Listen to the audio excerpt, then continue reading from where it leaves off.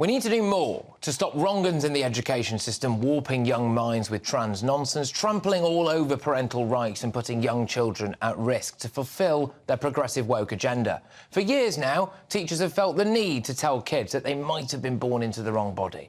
They have felt the need to read books to young children, emphasising this, or books like Grandad's Pride, which include an elderly man in bondage gear.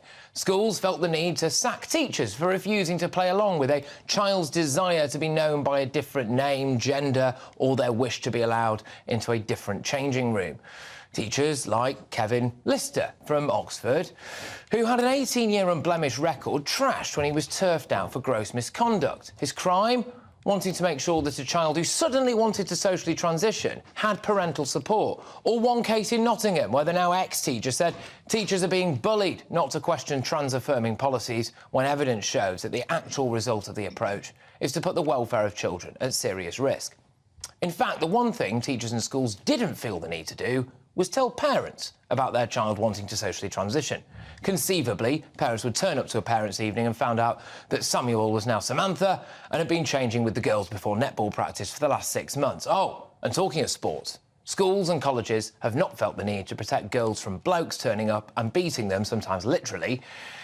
Did we want to end up in a situation like they had in Massachusetts, where a male hockey player knocked the teeth out of a female player?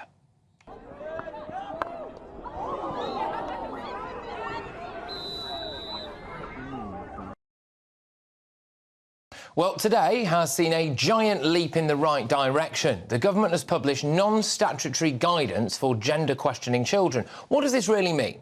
Well, the guidance states that single-sex facilities must always remain in place and that it is categoric that children of the opposite sex must never be able to use those spaces. Schools should ensure competitive sport is fair, which will almost always mean distinct boys and girls teams. Sleeping facilities like dormitories, tents on school trips, etc. will be based on biological sex, and alternative arrangements should be considered for children questioning their gender, but not if it compromises the safety of others. Gender-questioning children will have to wear the uniform assigned to their biological sex. The most important one for me, though, is this.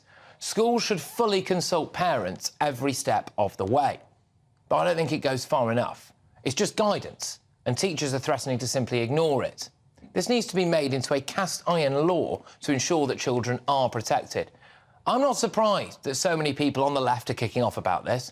They can see the door that allows them to, in my view, indoctrinate children being slammed shut in their faces.